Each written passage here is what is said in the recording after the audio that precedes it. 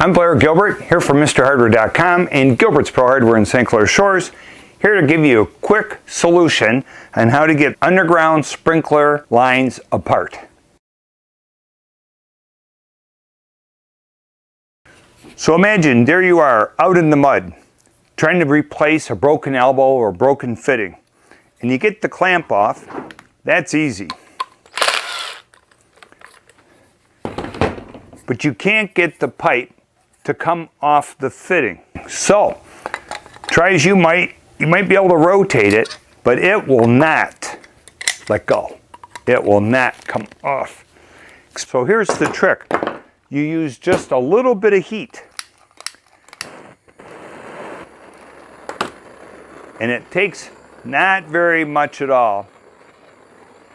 And that poly tubing gets soft just like that, so when you go to pull it off, it comes apart. So when you're down in the toilet and you can't get your plumbing apart, your underground sprinkling apart, and this works with other stuff too, and I can't get this apart.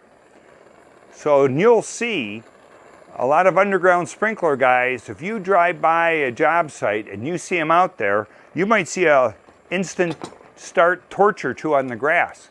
That's because these guys are using the torch very lightly, softens the fitting, and you can get it apart. You won't ruin the fittings. You don't need to saw it and split it. But this is the only way to get old sprinkler fittings apart. Just another great, easy tip from MrHardware.com.